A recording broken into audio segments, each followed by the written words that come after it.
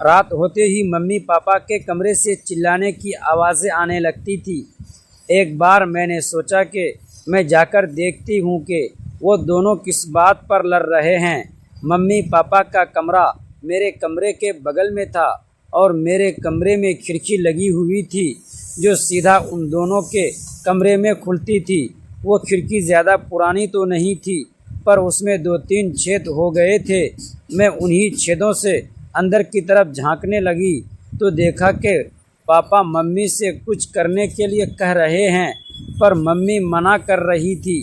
दोस्तों, बहुत ही रोमांचक कहानी है, पूरा सुनिएगा ज़रूर। दोस्तों, वीडियो में आगे बढ़ने से पहले एक छोटा सा रिक्वेस्ट है कि वीडियो को लाइक और हमारे चैनल को सब्सक्राइब ज़रूर कीजिएगा और प्यारा सा कमेंट भी ज़रूर कर दीजिएगा। दोस्तों, चलते हैं आज की कहानी की तरफ। अचानक पापा ने मम्मी को कुछ ऐसा दिखाया जिससे वो मना नहीं कर पाई और पापा का साथ देने लगी। उन दोनों को ऐसे देख मेरे भी खुजली शुरू हो गई और हाथों का सहारा लेते हुए मैंने अपनी खुजली शांत की, पर ऐसा करते हुए पापा ने मुझे देख लिया था। अगले दिन मौका पाके उन्होंने अपने औजार से मेरी चीखें निकाल दी और रात भर। हेलो दोस्तों, आज की इस रोमांचक कहानी में आप सभी का स्वागत है। मेरा नाम निशा है और मैं मुंबई शहर की रहने वाली हूँ। मुंबई में हमारा एक आलीशान घर बना हुआ है जहाँ मैं अपने मम्मी पापा और दादी दादाजी के साथ रहती हूँ।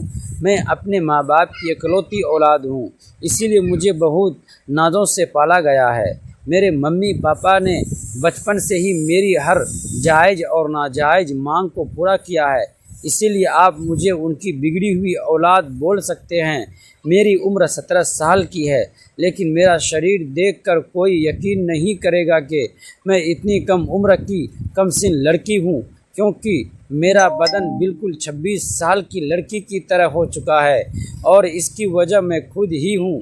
मुझे लेट नाइट पार्टी करने की आदत थी और यही वजह है कि 16 साल की उम्र से ही मुझे वो सब आनंद लेने की आदत पड़ गई थी। जैसा कि मैंने आपको पहले ही बताया था कि मेरा घर बहुत आलीशान है, जिसमें 5-6 कमरे हैं।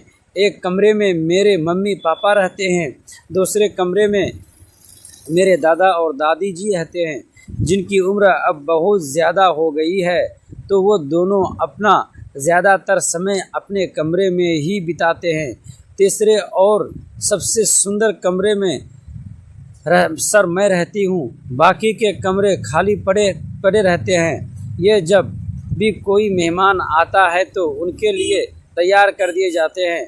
अब मैं अपने मम्मी पापा की बात करूँ तो मेरे पापा की उम्र 40 साल है और मेरी मम्मी की उम्र 35 साल है। उन दोनों की शादी छोटी उम्र में ही हो गई थी, इसीलिए वो दोनों काफ़ी जवान दिखते हैं।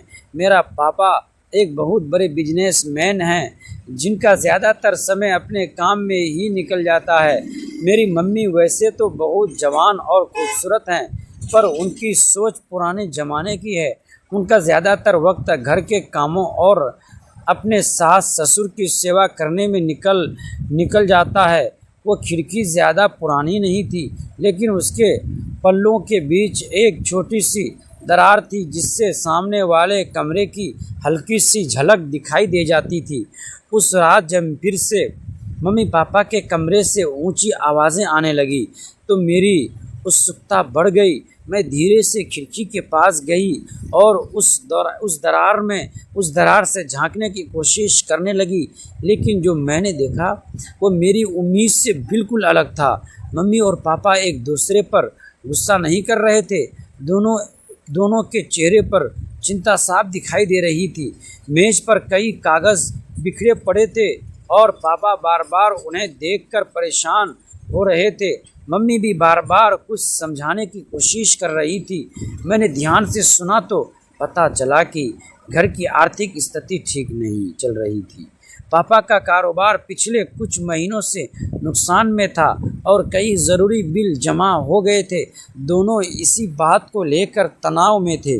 बाहर से उसकी बातें लड़ाई जैसी लग रही थी, लेकिन असल में वे किसी समाधान की तलाश कर रहे थे। अगले कई दिनों तक मैं चुपचाप ये सब सोचती रही।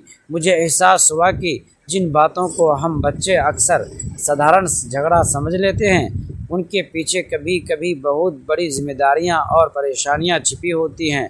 एक शाम मैंने हिम्मत करके मम्मी से पूछा, क्या सब ठीक है? मम्मी कुछ पल चुप रहीं, फिर मुस्कुरा कर बोली, सब ठीक हो जाएगा, बस थोड़ी मुश्किल हैं। उस दिन पहली बार मुझे लगा कि मैं अब छोटी बच्ची नहीं रही। मैंने अपनी पढ़ाई के साथ साथ कुछ ट्यूशन पढ़ाना शुरू कर दिया ताकि घर के खर्चों में थोड़ा हाथ बटा सकूं। जब पापा को यह बात पता चली तो उनकी आंखों में गर्व साफ दिखाई दे रहा था। धीरे धीरे हालात सुधरने लगे। पापा का काम फिर से चल पड़ा और घर में पहले जैसी खुशियां लौट आई।